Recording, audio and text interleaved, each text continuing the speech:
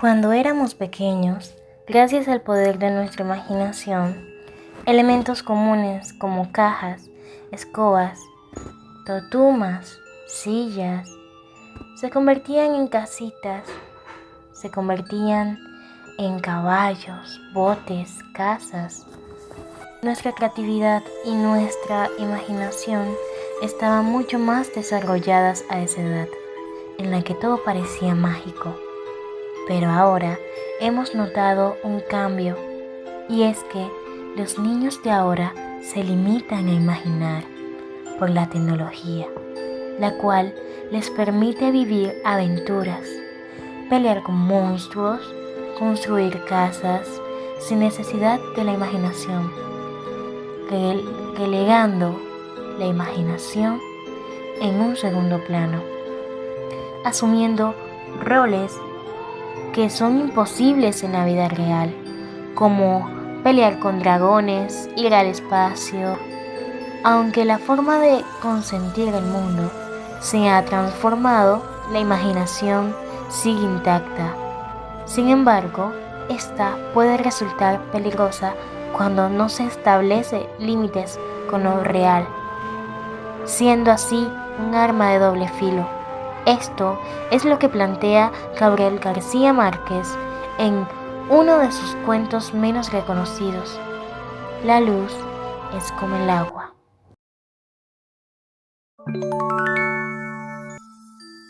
Un par de niños llamados Totó de 9 años y Joel de 7 les piden a sus padres instrumentos de navegación y un bote de remos. La petición les parece un poco inútil a los padres, ya que en el Paseo de la Castellana, Avenida de Madrid, España, lugar donde vive esta familia colombiana, originadas de Cartagena de Indias, no tienen acceso a fuentes de agua cercanas para hacerlo navegar. Sin embargo, se vieron obligados a comprarlo, porque les habían prometido que se lo darían si conseguían los primeros puestos en el colegio. Una vez ubicado el bote en su ubicación, los niños esperaron a que fuera miércoles, ya que ese día, sin falta, sus padres se iban al cine y los dejaban solos. Los chicos, viéndose liberados de sus padres, dueños de casa, rompen una bombilla y un chorro de luz dorada y fresca como el agua empezó a salir de ella. Este suceso se repite cada miércoles y los niños empiezan a mejorar sus notas escolares a cambio de tener otros instrumentos como equipos de buceo. Los padres le reprochan este comportamiento, pero no les niegan el capricho. Así que meses después terminan dándoles lo que les pidieron. En la premiación final, los niños fueron declarados ejemplos de la escuela y les dieron diplomas de excelencia. Esta vez, los hermanos solo pidieron una fiesta para agasajar a los compañeros de clases. Ante tal prueba de madurez, según expresa el padre, se conceden el permiso y estos, sin perder la rutina de los miércoles, se van al cine, dejando a los 37 niños sin supervisión alguna. Totó y Joel, quienes quieren mostrarles a sus compañeros sus descubrimientos, habían abierto tantas luces al mismo tiempo que la casa se había rebosado y todo el cuarto año elemental de la Escuela San Julián el Hospitalario se había ahogado en el piso quinto del número 47 del Paseo de la Castellana. Gabriel García Márquez se destacaba por sus novelas e historias cortas en las que lo fantástico y lo real se combinan en un mundo ricamente compuesto de imaginación, lo que refleja la vida y los conflictos de un continente. Ejemplo sería 100 años de soledad, ya que está relacionada de manera inherente con el realismo mágico. En este cuento se representa el movimiento literario realismo mágico, ya que se presentan hechos fantásticos en la realidad. En la primera lectura, para muchos se les hace un poco confuso y también puede que infantil, pero cuando profundizamos nos damos cuenta que muchas veces las cosas no son como aparentan ser. En este caso, podemos notar lo profundo que puede llegar a ser un libro cuando lo interpretamos de la mejor manera. Esta novela puede llegar a tener distintas versiones, depende del tipo de lector. Más adelante les mostraré. El cuento La luz es como el agua hace parte del libro 12 cuentos peregrinos, publicados en 1992. Sin embargo, el cuento está fechado en diciembre de 1978, datos significativos para la historia. Para entender la trascendencia de esta fecha, debemos entender la historia de dos ciudades que se presentan en el cuento: Cartagena de Indias y Madrid. Por ende, Colombia y España. Si analizamos lo que sucedía en Colombia en esa época, podemos notar los problemas del narcotráfico, integrados por delincuentes y también por miembros de familias pudientes. Habían también participado en el tráfico de drogas, lo que hizo una Colombia más violenta y peligrosa. Sin embargo, esto no fue visto del todo mal al principio, puesto que la economía del país de alguna manera estaba siendo impulsada.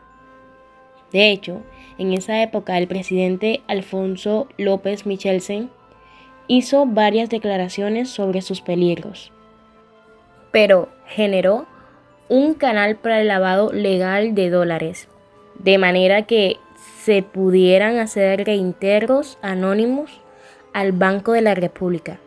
Esto fue conocido como la ventanilla siniestra. Bueno, ¿y qué tiene que ver todo esto? Pues bien, en esos tiempos las familias de clase media conservadoras de la época recurrieron a este método, y aunque en el cuento no especifican este aspecto, podríamos imaginarnos que esta familia se le vio envuelta en este proceso de lavado de dinero y que se mude a Madrid, ya sea por huir de la violencia o para buscar un mejor lugar para vivir. Y eso lo podremos notar en los siguientes aspectos. Tienen una casa en Cartagena de Indias, con muelle, con espacio suficiente para 2 yates grandes. Acceden a los deseos de los niños de inmediato. Van al cine todos los miércoles, lo cual para la época era un privilegio. Consumen brandy, bebida costosa de la época. Entonces podríamos decir que la fecha de 1978 es fundamental para conocer un poco más los aspectos que se vivían en ese momento donde sucede el cuento. Los padres. Como se comentó anteriormente, los padres pertenecen a una clase media migrante de Colombia, España, con suficiente dinero para vivir despreocupados, satisfacer los caprichos de sus 2 hijos y para hacer el consumismo su estilo de vida. Van al cine todos los miércoles, un ejemplo.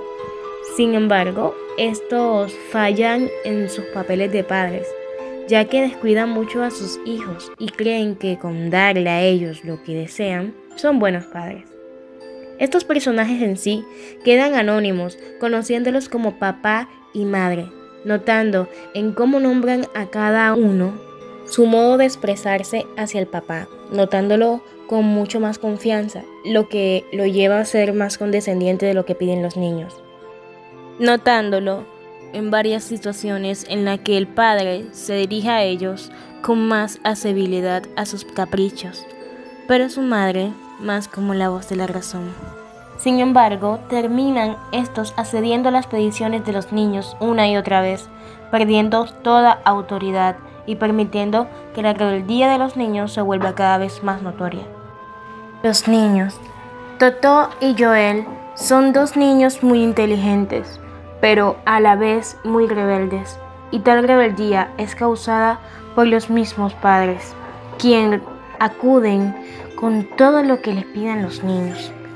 Estos niños, con tal de obtener los objetos materiales que se proponen, mejoran hasta sus notas de tal manera que son felicitados por el mismo rector a final de año, demostrando que antes no alcanzaban esos logros, ni se esforzaban ni siquiera para superarse académicamente.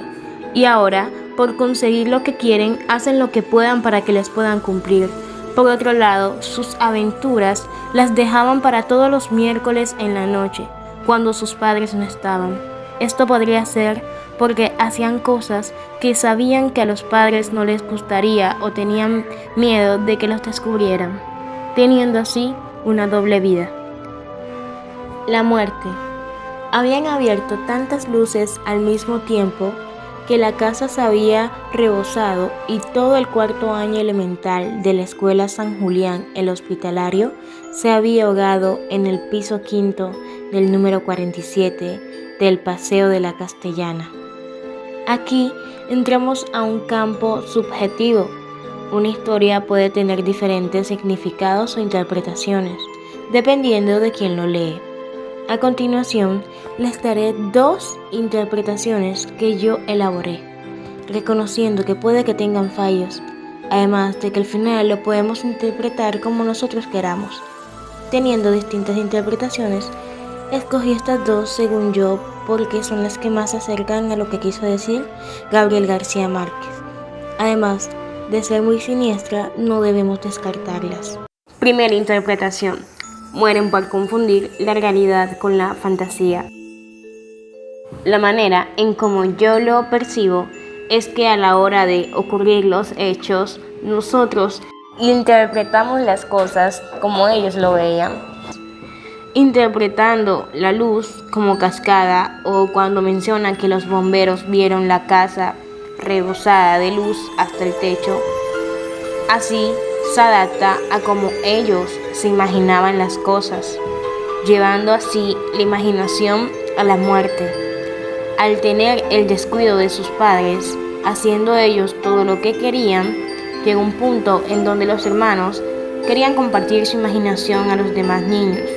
Estos, creyendo en las cosas que decían, que la luz es como el agua, encendiendo y rompiendo bombillas de toda la casa, creyendo que podrían navegar en ella, confundiendo la realidad con la fantasía, creándose en realidad un incendio por estas prácticas, explicando así la llegada de los bomberos, disfrazando el narrador la realidad con la fantasía. Además, cuando se refieren a flotar, si lo vemos de otra forma, al ellos creer que la luz es como el agua, en realidad no quedaron flotando, lo hicieron, pero en un sentido metafórico, porque la realidad es que de esta manera se podría interpretar la muerte de una forma más sutil, resaltando así que los peces son los únicos que quedaron vivos. Al imaginarnos la casa incendiada, los que en realidad flotaban y los que estaban vivos eran los peces, porque estos eran los únicos en estar en agua real. Esta interpretación está más relacionada con el realismo mágico, ya que nos podemos imaginar que los hechos que ocurren son reales, donde se representa la luz como el agua dorada que se relata, en donde los niños pudieron flotar, como lo menciona Gabriel García Márquez al final del cuento, cuyos aborígenes de tierra firme no fueron maestros en la ciencia de navegar en la luz, demostrando que no estaban preparados para navegar en tan profunda agua de luz, ocurriendo hechos fantásticos así de la nada, algo no fuera de lo normal para los bomberos, sucediendo como acontecimientos que ya habían visto antes, no mostrando así ningún asombro. En fin, son muchas interpretaciones que podemos tener acerca de este cuento, ya que una historia puede tener distintos significados. También puede que después de imaginar tanto, esa imaginación cobró vida en el momento donde estaban con los compañeros de clase, flotando así en ella por no tener los conocimientos suficientes para navegar en la luz. Estas son mis interpretaciones acerca de lo que yo creo que pasó en el cuento. Espero que les haya gustado mucho mi video. Muchas gracias.